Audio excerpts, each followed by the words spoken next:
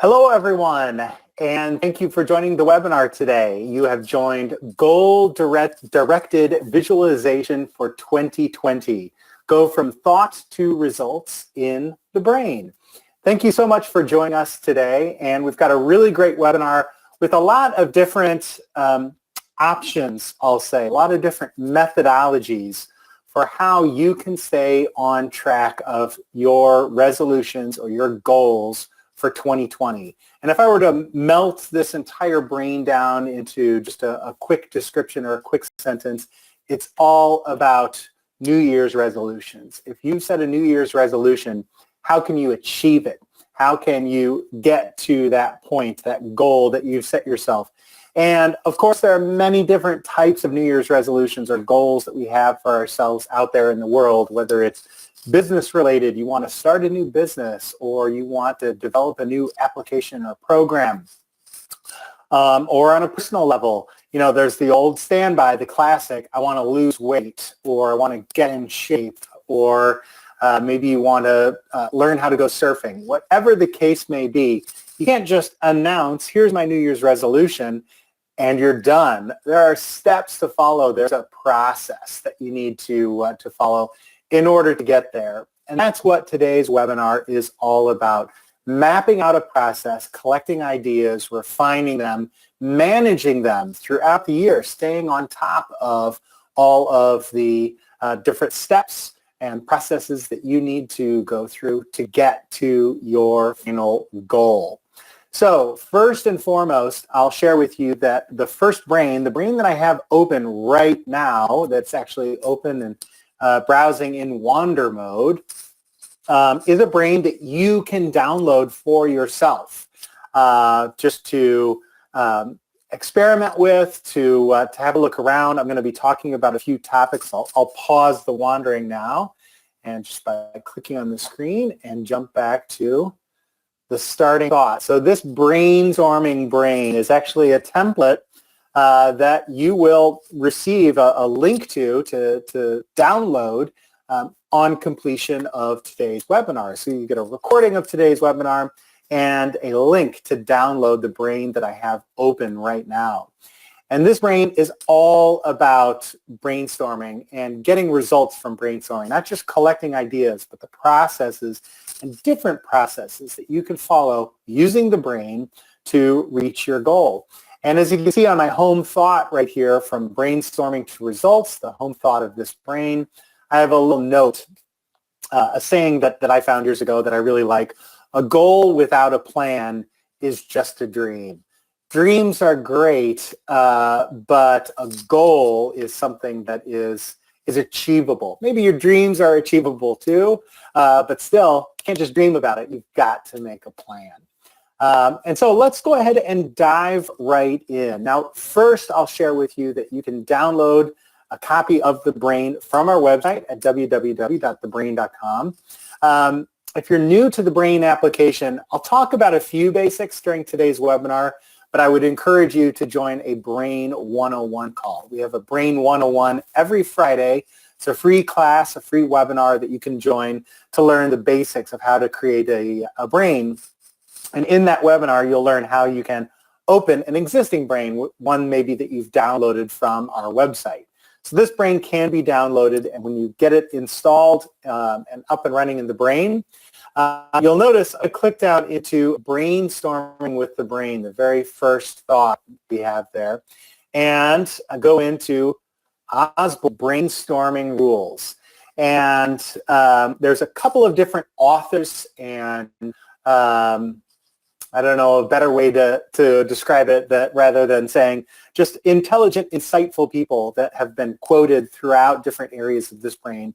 And one of them is Osborne's brainstorming rules, sort of the 4 rules of brainstorming.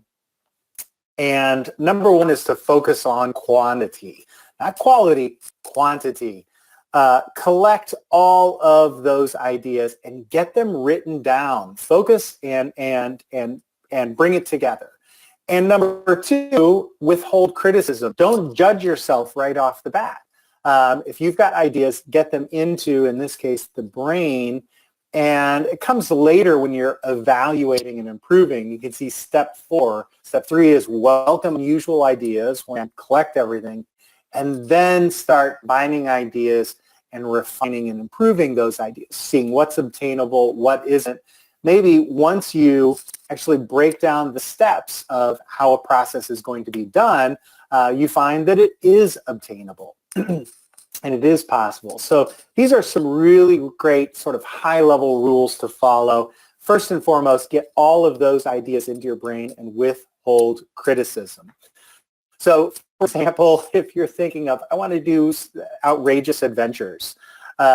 Here's an outrageous adventure. Go to the moon. Well, you know, a small handful of people have ever been to the moon.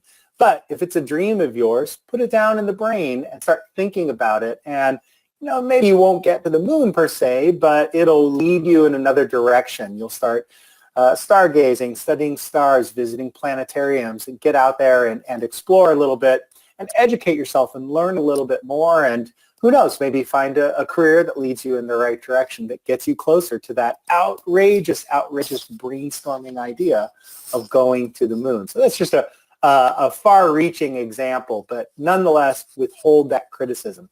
Get those ideas into your brain. Some of the other ideas or notable authors outside of Alex Osborne, you can see I have Steve Covey's sort of first things first, so his urgency matrix thing that I like. And we're going to talk about this in a little bit later in the webinar today. I use Stephen Covey's urgency matrix as what we call in the brain a thought type. So you can classify a thought type into a particular category. And as you can see, it's not urgent, but it's important, or it's not urgent, not important, urgent, important, and urgent, not important. You may need to stare at those different ideas. It kind of sounds like I just rattled off a Mother Goose tongue twister, but each one of them has a clear definition. So it's not urgent, but it is important. So in other words, you know, maybe it's your not urgent but important. It's, you know, someone's birthday at the office. You want to have a cake for them. Is it going to stop business if you don't have that cake right at noon? No, it probably isn't. If you've got a customer that's calling with an urgent problem, you probably have to take care of that first before bringing the cake out of the kitchen. But it is important. Your employees need to be recognized. You need to have that birthday party. So maybe that falls under a category of not urgent, but it is important.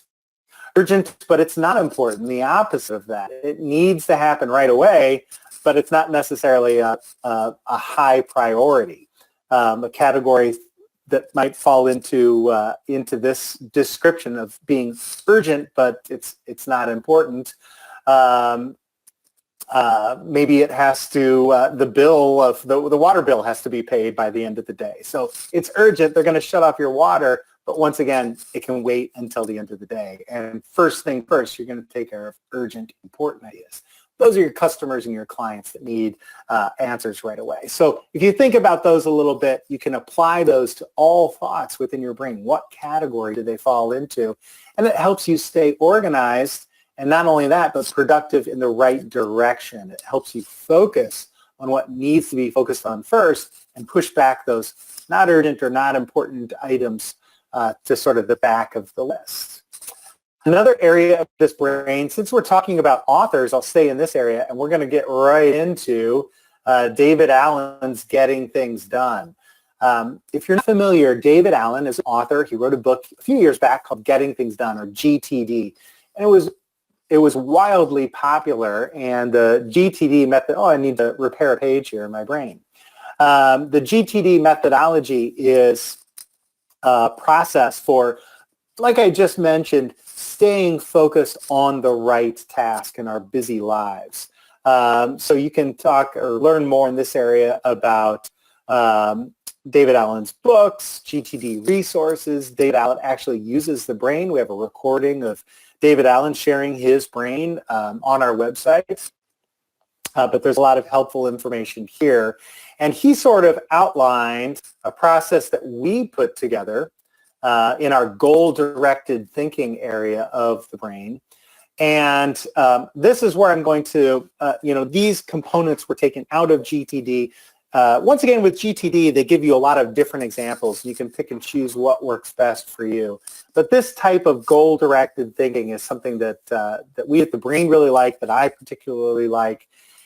And in this area of goal-directed thinking, I've really broken down those categories. So if we refer back to that wild and crazy idea I mentioned earlier of going to the moon, this is where you would really break down the metrics of how that would actually work. Define success. Are you only going to be happy if you get to the moon?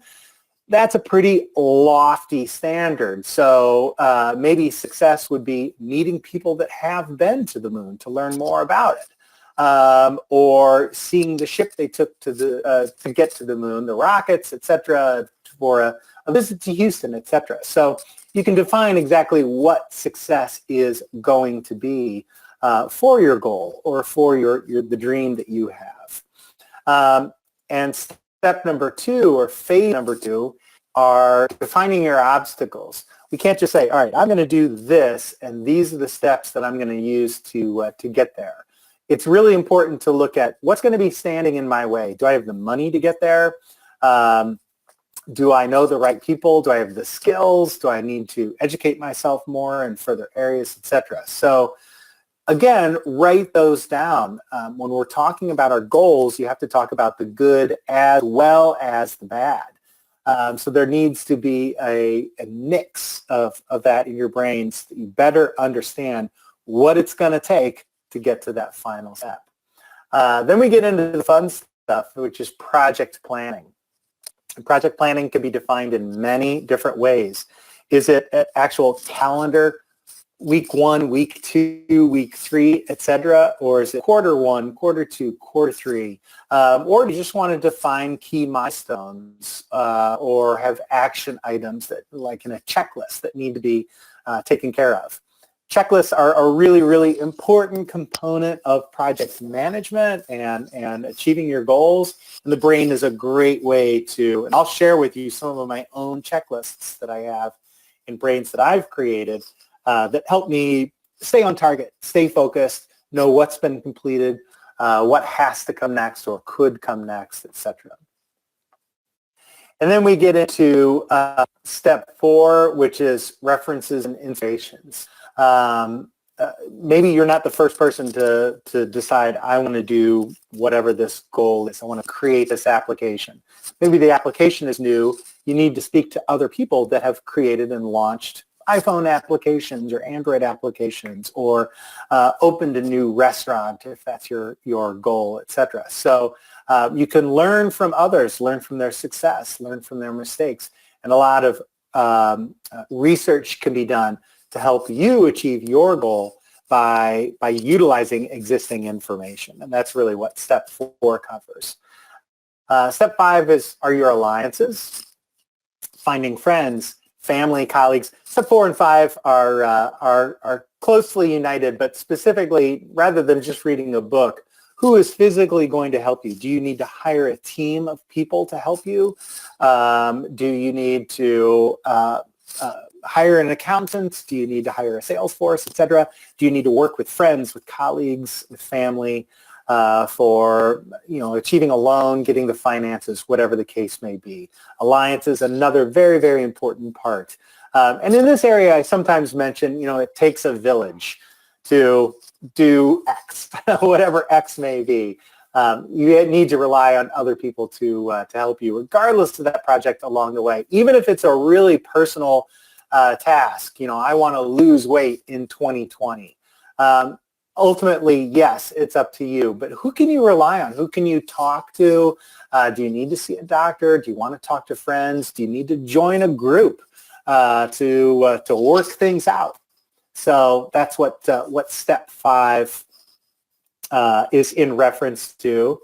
And then finally, step 6, outcomes and lessons learned. So even this goal-directed thinking, there are guidelines for getting you there.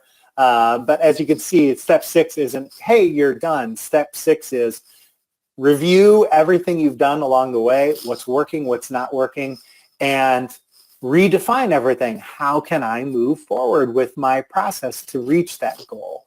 And that happens in step 6 there. So again, really just scratching the surface of this particular brain. Again, you'll receive a link to download this brain if you really want to know more about brainstorming or staying focused or staying on top of your goals. This is a really great brain for you to download and peruse and learn from and gather more ideas of what you're going to do in your digital brain to help you stay focused. So I'm going to actually, rather than just clicking on thoughts and talking about them, I'm going to open up a new brain and actually utilize some things that I've discussed, some things that I haven't discussed yet in a new brain, just to share with you a couple of different ideas.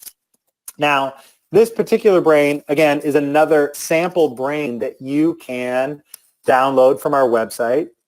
It's simply called the My Brain. Now, I didn't start with my own personal brain. This is a sample brain just because I'm going to create a sample project that is going to be my goal for this particular brain. Obviously, we have hundreds of people that have joined the call and signed up for today's webinar. Not all of us have the same passions. Not all of us have the same goals that we're trying to get to. So it would be impossible for me to gather all of our ideas and build a brain on that particular topic. So I'm just going to first start with a business example. And this is a very vanilla brain that you can download from our website that just has placeholders for your personal life. You can download this brain and use it as a starting point to map out all of your hobbies and interests, food and family, etc. Or for work, these are my departments, these are my clients, these are my projects, etc. And in this particular in this particular brain is a thought called goals. What are my goals? And we've got two just different example thoughts. You want to start taking tropical vacations, or maybe you want to plan on retire at age 50. And you can start building your information from there. I'm going to start with a brand new goal. So we're starting from scratch, and I'll utilize a few different features of the application to help me stay focused throughout the year so I can achieve this particular goal, which is starting a new business. So pieces of information in the brain are what we call thoughts. And a thought, they're the building blocks of the brains that we create. So we've got the active thought in the very center of the plex. Above, we have the parent thought, and down below, we have the child thought, or subcategories. So one of my goals is going to be to start a new business. And I did a little drag and drop off of the gate, the child gate, on this particular thought to create a new child thought for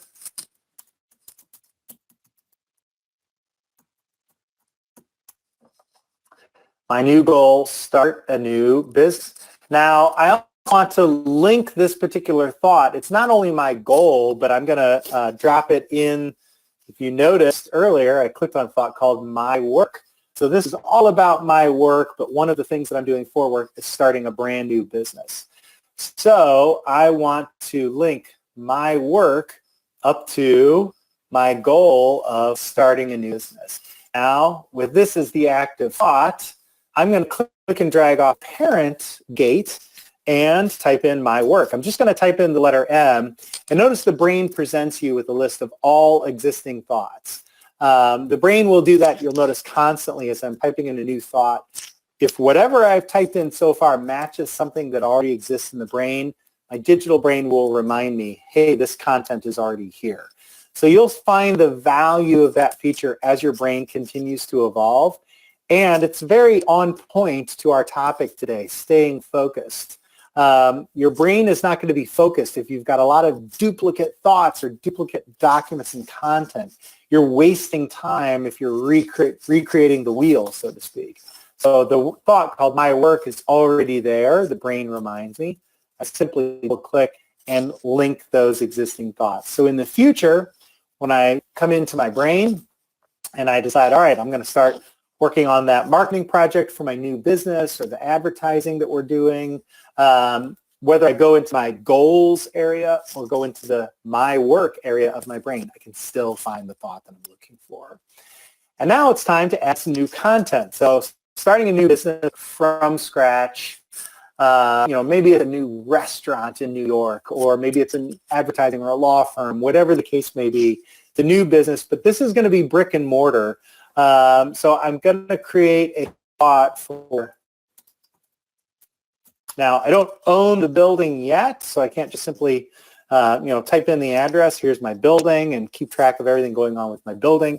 I'm trying to find an office space in New York. So I'll say New York real estate. I'll create a thought for that. And I'm also going to create for, I need to hire some sales reps, a marketing team, etc.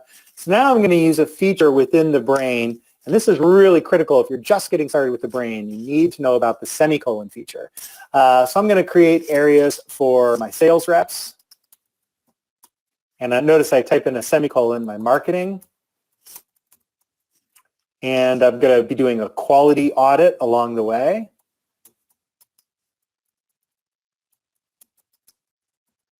So that's good for now. Just a few ideas. Again, not filtering at this point. If I want to, hire Elon Musk,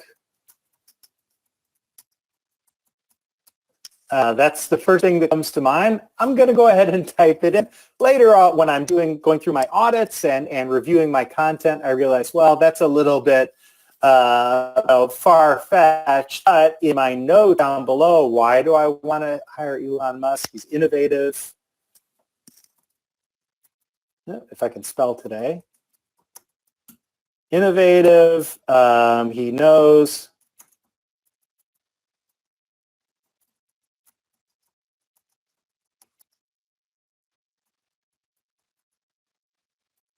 And thank goodness the brain has spell check, as you can see, because I'm kind of flubbing things up as I'm typing really quickly.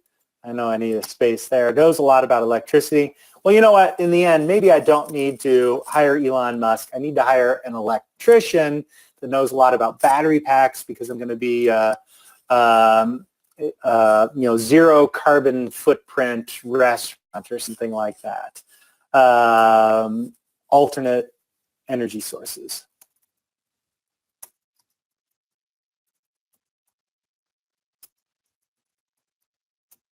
So in the end, maybe I find that I just need to visit a local college and talk to some students that are into solar energy or wind energy, or ways to improve, getting energy off the grid, whatever the case may be. I can review my notes and refine and decide what it is I actually need to do, or why it is I thought at one point that I needed to hire Elon Musk. But this brings me to a good point in that each and individual thought that you create in your brain has its own notes field or its own notes tab. Now, typically, I just created this particular brain, again, by downloading it and installing it. And the brain has the Plex on the top and the notes and content. You'll also attaching some data, and you'll see file attachments here in the list down below. I like to refine a little bit how this brain is displayed. I prefer a side-by-side view. So there are some buttons here within the brain to help you change the view around, whether it's side-by-side, over, under. I can even minimize the notes so they don't display at all, and I'm full screen with the Plex while I'm working in the Plex. How you set up view of the application is completely up to you. So I've added a few notes to a thought that I'm thinking about. Now let's go into this New York real estate. Once again, this is going to be tough. I don't have the space yet for my new business, but I need to find that location. It's time to start searching the web. That's where I'm going to start right now. And so the brain has a built-in utility that is just fantastic for brainstorming, and that is by clicking F4, I open up Search Web. Now I can also clicked up here, so I go up to Options, Search Web. It's located there as well. I like to use the keystroke. So I'm searching the web, and by default, it'll populate my search utility with the current active thought. So it's a nice little time saver. I can search the web for New York real estate. Maybe I want New York business real estate. And you can search Bing, Google, etc. There's a lot of different options in the drop-down menu. I'll go ahead and click on search. And this is going to launch, in case Bing, in my default browser with that search criteria, New York business real estate. And when I find what I'm looking for, so, oh, I've never even heard of this, loop.net. So this looks interesting. I can click, and if I like what I'm seeing here in this particular website, I can simply drag and drop from the address bar in my browser right down into TheBrain. And that creates a new thought, and the thought name is actually going to be whatever shows up in the tab of your browser. So as you can see, it actually renamed this really quickly to commercial real estate for sale and lease. Now I can alt-click on that thought to open up the thought properties. And there's modifications that you can do to individual thoughts to make them stand out or bring your attention to them. Let's say I'm also going to have child thoughts here for Zillow. That's one real estate website that I'm familiar with. Or maybe I'm just going to be searching in Craigslist for some space rentals, etc. So I can open up the content for any individual thought, but I really like this loop.net. So I want to give it sort of some yellow text. Can't really see that on the white background, so I'll make the background a little darker. And maybe I even want to give this a different icon. It picked up the favicon from the website, but I can click on the little box in the thought properties display to select an icon. And TheBrain has an icon library of over 1,500 different icons. So if I see something I like, I really like this, so I want to give it not a red flag, but maybe a little green exclamation point. So I like this website, so I want it to stand out. As I mentioned, I'm still going to have Zillow, Craigslist, and maybe I have a buddy that lives in New York, Gary. He's going to be helping me with real estate. So again, there's one in this grouping that I like more than the others. So I just took a couple of steps to identify, to define what it is that I really want to stand out, and it's this commercial real estate site. In fact, I'm going to alt-click on that one more time. There's a little arrow here to flip-flop. This is the thought label, so it's what appears when you mouse over the thought. Just want to flip-flop those really quickly. So I can rename it from there, etc., but I just want to that loop.net or loopnet to be the thought name, so I can really make that stand out. So great, I've collected some information for my New York real estate. Now it's time to go in and start gathering some information for some of my sales reps. And I've got some existing documents. So I am actually going to open, I've got a folder here. I want my sales reps to review sort of the project outline, the future of the company, the corporate framework, etc. So these are documents, pre-existing documents that I need to get into my brain.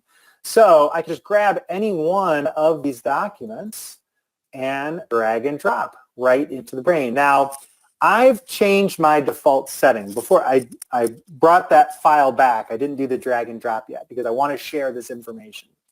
When you drag and drop into the brain, by default, you're creating a copy of the original file in your brain. That's the default setting within the brain. However, I typically open my brain, and I've already done this for prior to today's webinar. If you click on Options and go into Preferences, and if you're on a Mac, you would click on TheBrain Preferences. And on the Behavior tab, you can specify how you want the brain to behave for drag and drop. Do you want to copy files, move files, or link to files that you're dragging and dropping into the brain? And it's really whatever works best for your environment. If you are on a network, you've got access to a shared directory and other people are modifying files that you need access to, maybe just a shortcut to that file is the best option for you. I work remote. I travel quite a bit. I'm in and out of the office. I like to have all of my files internal in my brain, so therefore I choose move files into the brain. I'll switch it back to the default just so you can see This is the default setting, but you can change to get whatever response you want from the brain. Now I've got it on the default setting, so when I drag and drop corporate framework into the brain, it creates an internal copy. The original document is still there. My brain has the file, corporate framework, and if I look at the properties over here on the tab where that file attachment exists, I can see that's an internal attachment. Now you can always right-click on a file attachment to move a file in or out of the brain. So if you accidentally made a shortcut to a file, you want to move that file into the brain, no problem, just right-click, move file into the brain. This is an internal attachment, so I can move that file or copy that file out of the brain. So there's some basic drag and drop features of the Brain application. Choose the setting that's going to work best for you and bring all that data into the Brain so that when you are, once again, auditing your information or gardening within your brain, reviewing your goals, my sales reps, do they have access to all these documents or have I shared those documents with them? I've got easy access to the documents that I want to share with all of new sales reps. And the sales reps have been hired yet, so let's start hiring a few people and bringing people into the Brain as well. Earlier you saw, well, I've got a thought for Elon Musk there, and under real estate, I've got a thought to my friend Gary. I'm going to be talking a bit more about people and using them for another example here in just a moment. So create a few more people thoughts. Under sales rep, let's say my good friend Jay. Jay, by the way, is handling all of our Q&A on today's webinar. So thank you for Jay. I see the QA really lighting up there, and Jay is answering all your questions. So if you do have a question throughout the webinar today, please feel free to send that into the GoToMeeting question panel, and Jay will answer any questions that you may have. Jay is also a fantastic sales rep, so I've added him here into my Brain. I want to bring him on board for my new business that I'm creating. There's my thought for Jay, and he's going to be my new sales rep. And Jay is also fantastic at marketing. So I'm just going to go ahead. I think I may have hit the jackpot and hired someone that can be both sales and marketing. If it's too big of a job, we'll hire Lucy. So a couple of different people that I've added into my Brain. And, of course, for me, it's also my contact management application as well. If you use a CRM system or you're keeping track of all your contacts over an Outlook, how do you know that a contact that you have in Outlook is in some capacity related to a document that you put together? Maybe they're going to be the presenter, or maybe you're going to be presenting to that particular person. But by storing all of your contacts in those other operating systems, they're completely unconnected from the relationships they have to your business. So here I've got Jay. I've got Jay's phone number over here in my notes and his email address.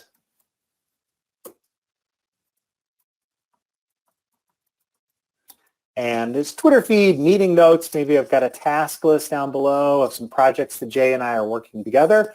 I will get to those in just a bit as well. But this is how I keep track of all of my friends and colleagues' phone numbers and contact information. And the reason why I keep that information in the Brain is, number one, easy access. I can look up all their contact information I may need. But also I can see all the different projects or relationships that they have in my life. Jay is not only one of my sales reps, he's working on my marketing team. Lucy, however, is just a sales rep for my new company. And if I click over to go down into New York real estate, so my real estate advisor there is Gary. So now I've got people peppered throughout my Brain. How am I going to keep track of those different people? I could have just one thought called people, and all of my thoughts that are people are connected to that particular thought. And I do have that in my personal Brain. I've got a thought for friends. I've got a thought for colleagues. Sometimes they fall under more than one category, so that's definitely an option. Also, something that I like to do from time to time is set up either a thought tag or types. Thought tag or thought types. So let's take a moment to talk about those and how those can clarify that information that you're looking at and collecting. So for Gary, for example, he is my real estate advisor. So I'm going to click on Gary's thought to open up the thought properties display and open up my list of thought types. Now notice I've got this grouping of different thought types: a partner, a manager, an expert, an executive, etc. So if Gary was a coworker of mine, I just click and notice that it now falls under the thought type coworker. That's a visualized link within the brain. But once over Gary, I can see that Gary is a coworker. And if I want to find all of my coworkers in this brain, I can go to that thought type. Now, this is, again, a sample brain, so I don't have any actual people names in this particular brain. But there you can see is Gary. I can also link Jay as a coworker. And Lucy, I think, was my other one. There's Lucy. So notice that I just simply link them under the coworker thought type. I can also go to the thought, right-click, and assign thought type that way. Click, and I can assign a thought type, or I can open up that thought types, or excuse me, the thought properties display. So there's many different ways to assign thought types to an existing thought. But you can also create new thought types on the fly. Let's say I've got someone that is not a current coworker, but they are going to be one of my new sales reps, and I want to create a new thought type called sales rep. So I just type in, so this is the sales rep thought type. And if I give this thought type some attributes, such as I'll give this red text instead of black text. There we go. So it's got some dark red text there, and I'll select the stock icon. I'll go down to that people category, and this is what a sales rep will look like. You know, we've got a lot of goofy different things, but we'll just find a sort of a nondescript person down below. There we go. There's our sales rep icon. So anytime I see that on a thought, I know that person is a sales rep. Maybe my new sales rep is Barb. And so Barb is going to fall under. In this case, I have both a thought and a thought type called sales reps. That's certainly an option. So these are sales reps for my business. But as you can see, I also have a thought type called sales rep. Barb is the sales rep, so she falls under the thought type sales rep. And taking this one step further, I mentioned I was going to go through some more advanced features today. If I want sales rep to be nested under all of my people thought types. So notice in my list of all of my thought types, I've got sort of under the umbrella of people, I've got agents, coworkers, directors, executives, etc. Well, I want sales rep to fall under people as well. So for this thought type, sales rep, I'll link that as people. Now, when I look at my list of thought types, there are all my different people thought types. There's sales rep. And the advantage to doing that, creating those nesting groups, is not only so that things stay organized, but you can run reports when you're reviewing your data. How am I doing on my monthly goal, my annual goal? The brain reports are a great way to review data that you've placed into your brain. And again, I'm just getting started with this particular brain, so I don't have a lot of content yet. But if I want to say, all right, show me all my thought types that are sales reps, I can go down and say, all right, show me all my sales reps. There's only one, there's Barb. All right, show me all my thought types that are people. And I've got a couple of categories that fall under people as well, but there's a lot more. So I see not only my sales reps, I see my coworkers and engineers and marketing directors or marketing managers showing up in that list as well, because they all fall under the people sort of master thought type. So you can play around with that just a little bit, but it's a great way to organize your thought types and then to organize the information that you're reviewing in your reports as well. So the last and final step that I want to share with you in this particular brain is setting up a thought tag. Now, the great thing about thought tags is that you can apply more than one to a thought. A thought type is a specific category that thought falls into. Maybe it's in phase 1, phase 2, phase 3, or in this case, the people. You know, Jay is a coworker. Barb is a sales rep. So that's the thought type. But Jay may have many different attributes that I would like to define, and I can do that with my thought tags. So thought tags, let's see what categories. And again, this is a sample brain, so I have some pre-existing thought tags. And these are really tags as far as like urgency, funding, medium cost, low cost. I want to create some new tags for people attributes. You know, what they're knowledgeable in or where they're located. So Jay, let's say Jay is both knowledgeable in all things Los Angeles. So that's going to be a tag. I can tag people that live in Los Angeles, projects that are happening in, or companies that I'm working with in Los Angeles. And notice the tag has these little chamfered edges. That defines a tag as opposed to, let me jump forward, a sales rep.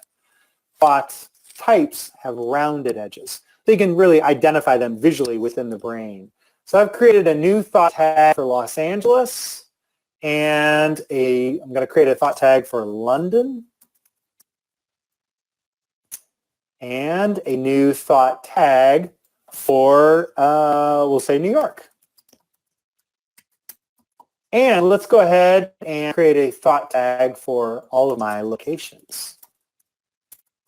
And I think you know what I'm going to do here. Under locations, I'm going to have Los Angeles, London, and New York. So these are the 3 different places that I do a lot of business, and I'm keeping track of people, projects, companies, activities that are happening in those locations. So I'm going to jump all the way back to, let's go back up to sales reps. Here's Jay. Jay is knowledgeable in not only things that happen, he's located in Los Angeles, but goes back and forth between Los Angeles and New York. So I've got him tagged with both. I get the nice icon there showing up, and when I mouse over Jay's thought, I can see that he is knowledgeable or works in New York and works in Los Angeles. So maybe from time to time, when I'm looking for that new business in New York, I'll get Jay's opinion that'll remind me when I come to Jay's thought, wait a minute, Jay used to live in New York, where he works there 6 months out of the year. He can help me find that location. In addition to, let's go back into my New York real estate. There's Gary. Gary, I'm going to alt-click. And I'm going through and defining all this information very, very quickly, New York. But you see how it really starts falling together quite nicely. I'll be reminded when I'm in a particular area of different attributes of a company that I'm working with, or maybe what their urgency level was. You saw I also had high cost, low cost. As I'm going through and defining my new business, my goal for 2020, this new business, the New York real estate, that's going to be expensive. I have no doubt it's going to be expensive to rent the space that I need in New York. So this is a high cost item in my task list. Whereas my quality audits, where I just go in and review how am I doing all of my content, I'm going to alt-click and say this is a low cost. So I'll go down to low cost. And I'll just be reminded of those different costs of different components or processes that I need to take care of for my goal. I'll be reminded when I just mouse over and visualize those thought tags. So thought tags and thought types, really, really great ways to add just another layer of context to the information you're creating. And the final component that I talked about a little bit earlier that I really want to share with you here in the brain are those checklists. Checklists are great ways to see if you're staying focused or on topic for a particular New Year's resolution or for a goal. Now here in this particular brain, let's say I mentioned Jay earlier, I'm going to go back to my sales reps, and Jay and I have a meeting, and we decide in our meeting that we need to finalize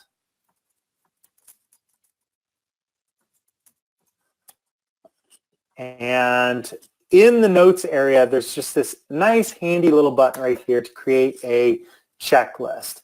And the checklist is a way to, going all the way back to that first brain where I'm saying, all right, you're capturing your information, and now you're going back and saying, is it obtainable?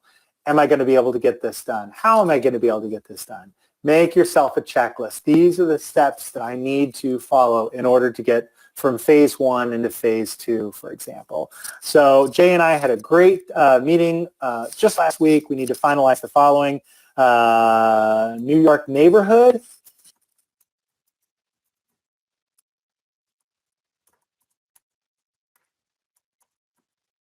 So which neighborhood are we going to be moving into? Total rent amount, measurements for 7 workers or employees, and our benefits list.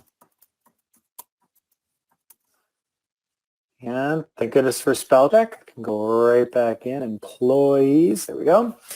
And when one of these particular tasks is complete, I simply check that item off the list. It's as easy as that. I'm going to jump now into my own personal brain. So I don't have it open right now. I'll go to my brains list and jump into my Laura Bloom brain. And at this point, I talk about what my personal New Year's resolution is.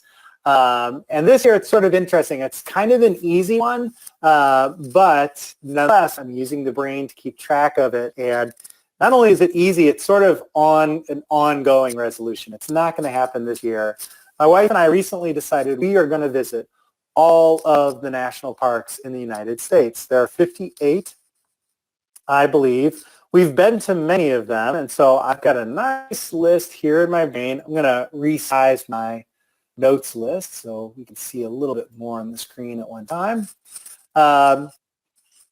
I've got a great list of all the places that I have been, places that I haven't been, but this is a complete list of all 58 national parks in the U.S. so that I can keep track of which ones that I've been to and which ones I haven't. Now, is my New Year's resolution to go to all 50 national parks? Yes, it is. Do I need to do that in 1 year? No, I don't. And that's where sort of the, don't hold back. Just get all that information in there. I created a thought called National Parks. I put all 50 thoughts in there. Am I going to be able to get to each one? No, I'm not. So I'm slowly breaking it down. All right, which ones have I already been to? Let's make a list. I've got my list. I've got my national parks checked off that I've already been to. And when I go to a list or when I go to a park, I'll simply check that park off the list. Now, this year, what's on the menu? We're looking at Bryce Canyon, Smoky Mountains, and Zion. So, and Zion, I've already done a little bit of work. Notice these other 2 thoughts for Bryce Canyon and Smoky Mountains. I've got no data yet. I've got no content. Here I've got a couple of, I like MD files. It's a markdown document that's attached. Can launch that in Notepad. And this Zion just has a couple of notes in it. I'm not sure what's going to open up. Oh, there it is. So it opened up over here in Notepad.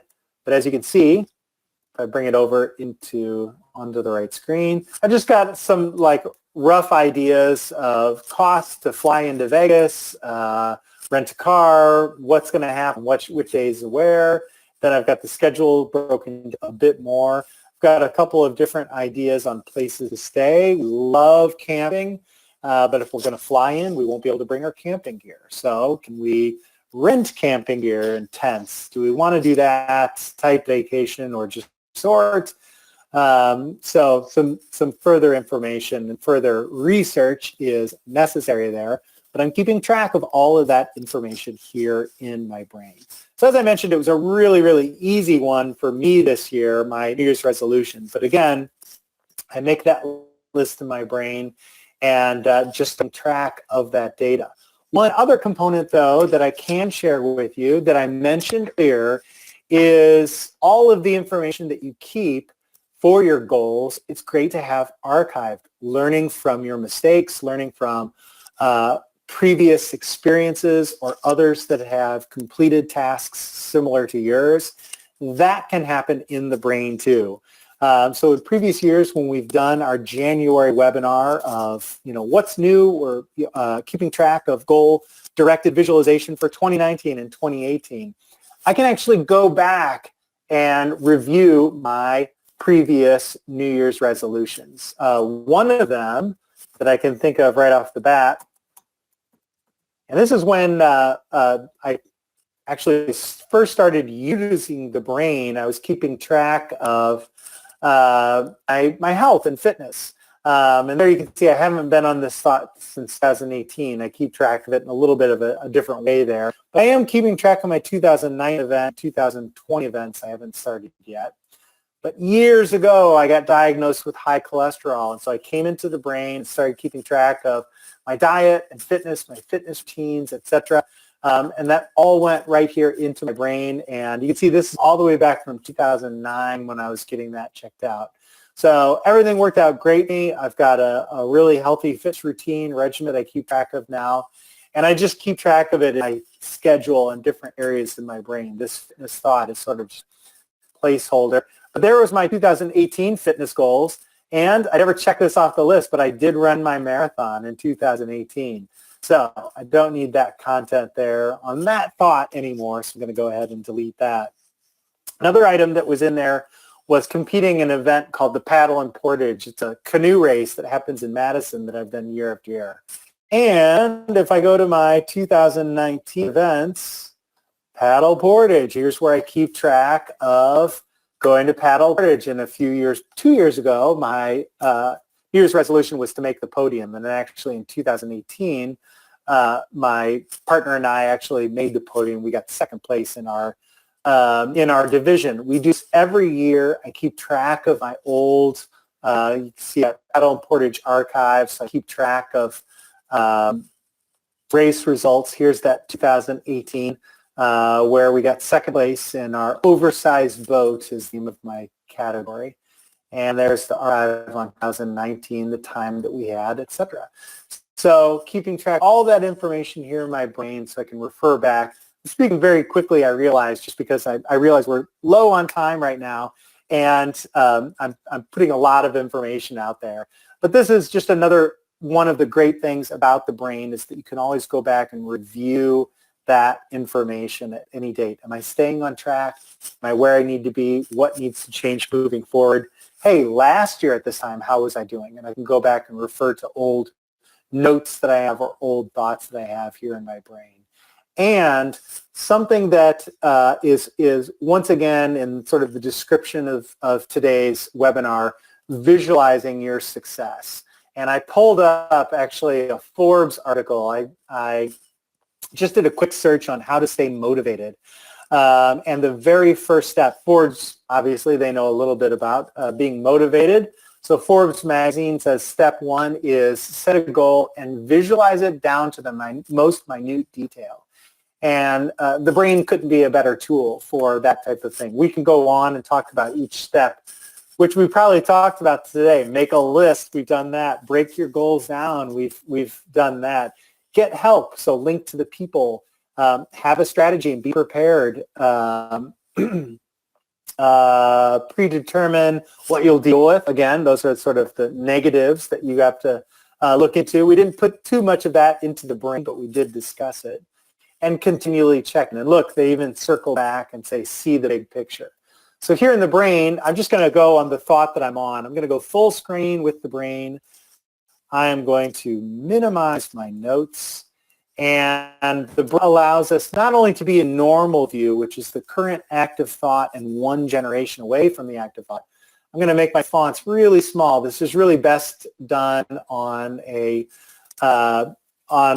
in high resolution. I broadcast in a very low resolution so that there's less pixels to send through the GoToWebinar. But here, notice I'm going to go in and change my view from normal view to mind map view. And then expand. I hit this little plus sign.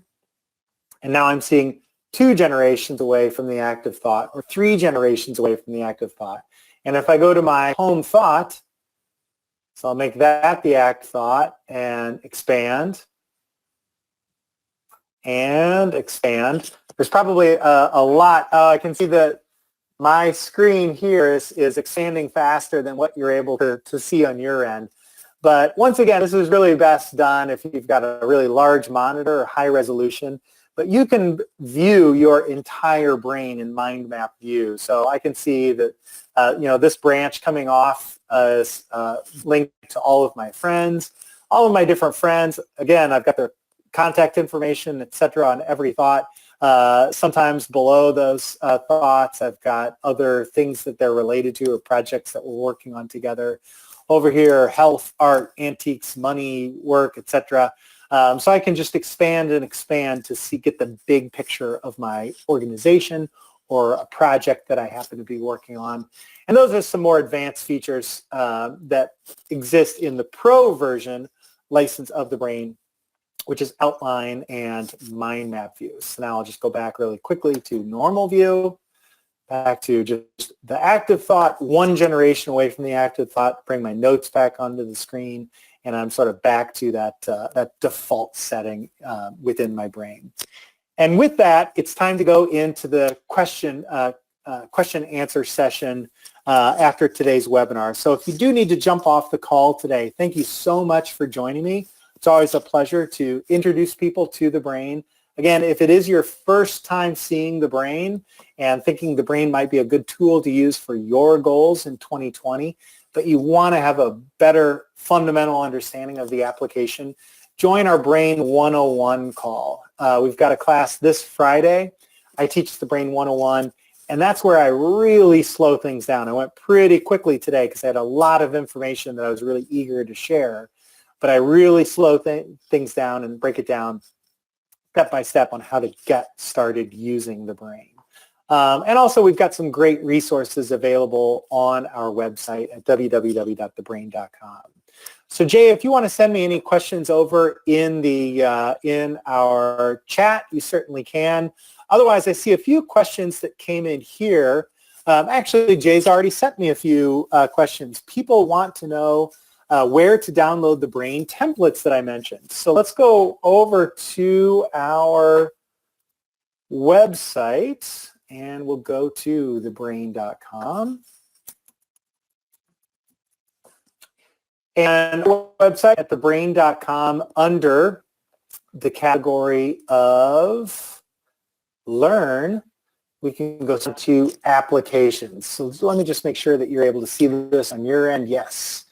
So I'm on the Applications page. There's a little bit of lag time, but under Learn, you can get to Applications. And here are many different topics. We've got a full 1-hour webinar on that particular topic and sample brains that can be downloaded. So this brain, this sort of the featured brain template, is the brain that I used called My Brain, where it's just general goals, work information, personal information. It's a very vanilla brain with a lot of basic topics and categories that you can add on to. So you can download that particular brain. The brainstorming brain that I used, I don't see a link to it on this page, but like I said, you will receive a link to download the brainstorming brain that I started out with today. And maybe I'll go ahead and even add it to as a new topic here under personal organization, brainstorming. So maybe I'll add it there as well. But regardless, you'll receive a link with a recording of today's webinar and a link to download the brainstorming brain that I started out with today. And also, a few people asked how to use the comma trick for parent name after the child thought is already created. So the comma trick, that's a feature that I didn't get a chance to discuss today, but let's go ahead and talk about it. I'm going to go over back into my national parks. So let's say I want to create, not only I've got a nice little list over in the notes of all the national parks in the U.S., but let's say I want to have a thought, an individual thought with the web page for that national park as a thought in the brain. That's a pretty eager, 58 thoughts, it's a lot to build, but we could certainly get there. So I'm going to actually use the comma trick here too. So I have never even heard of Sagaru in Arizona. I hope I'm pronouncing that right. So there's a national park. Oh, it just came around in 1994. Sagaru. So I am going to type in Saguaro. I'll say it differently every time. Saguaro. Now, without any context, if I saw a thought called Saguaro in my brain, I wouldn't know that that's a national park because I'm really not familiar. I picked a good one because I am honestly not familiar with that national park. So when I create the thought, I'm adding a comma. Now you can add the comma at the beginning or you can add the comma at the end. But what that does is it actually adds on the parent thought name onto the child thought. So you can see in the context of national parks, it just displays as the park name, Saguaro. I'm going with Saguaro. But when I activate the thought, you can see the full thought name is Saguaro National Parks. I could have put the comma before, so National Parks, Saguaro, that makes more sense. Or you can put it after. And specifically, Jay said the question that came in is, after you've already created the thought, how do you add the comma trick? So for Zion, for example, notice Zion falls under both 2020 vacation. Hey, I'm using the comma trick in my own brain because 2020 vacation falls under vacation. So when you see vacation, you can just see 2020 down below. Let's get back to Zion. I want Zion to say National Parks, comma, Zion. So, and this is a great example of why I can't just click and say comma, and the brain, after the thought was created, will add the parent name. Because in this case, it has two parents. It wouldn't know which brain to utilize. So nonetheless, even if it does only have one brain, if you've already created the thought, you can't just go back into the thought and add the comma. You simply need to type the parent name. So I type in National Parks, and it has to be plural because the parent name is plural. It has to be an exact match. But now the thought name is National Zion, but when I'm under National Parks, it just displays as Zion. So that's the comma trick. It's really great for the technical name for this feature is context-sensitive naming. We call it the comma trick. I don't use it too often, but when I do, it's just a great way to adding greater context to information in my brain. That other example, 2020 vacation, if I just had a thought called 2020, there's a lot going on for me in 2020, but this is my 2020 vacation idea. So BWCA, that's the Boundary Waters Canoe area where I vacationed before, and now a trip to Zion with my family. So that's how that comma trick is utilized within the brain. And Jay said this is so great. Someone actually wrote in Saguaro. Did I pronounce that right? Saguaro. The saguaro is an arborescent cactus species. Okay. So it must be a cactus park or a park with a lot of cactuses in Arizona. I feel bad if I've spoken badly of that national park. I want to go to all of them. And now I'll always remember when I go to Saguaro.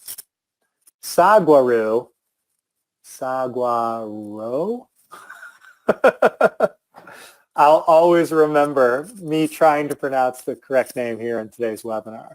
So thank you, and my apologies to the user that is familiar with this park, and thank you for helping me out there with the name. And thank you everyone for joining me. It's always a pleasure to hear the questions that you have and take the demo in a new location, a new direction. And yes, I do see, Jay didn't mention it, but I'll go ahead and acknowledge it. I see a lot of questions about TheBrain 11. Yes, I was still demoing in TheBrain 10 today, but TheBrain 11 is available for download on our website. It is still in beta, but it's very stable. And I've changed all my brains over to TheBrain 11. And actually, if you notice that some of my brains have these MD files, that's because that note was created in version 11, which saves its note in Markdown files. I won't get into all the details. A lot of great new features in the Brain 11. I absolutely love it. But because it's still in beta, I demo in the Brain 10. The Brain 10 is our current release version of the software. But if you're interested in checking it out, you can certainly download the Brain 11 from our website. I think we'll be out of beta very, very soon, and the Brain 11 will become the new featured application that will be used in all of our demos. So thank you, everyone, for all of your interest in the Brain, both 10 and 11. And thank you for joining me today. Again, you'll all receive a link with BRZ files to download and plug into your Brain of the brains that I demoed, with the exception of my own personal Brain here today, and a link to the recording so you can slow things down and watch it at your own speed as well. Thanks, everyone. Have a great day, and good luck with your goal-directed visualization facilitated by TheBrain in 2020. Thanks, everyone.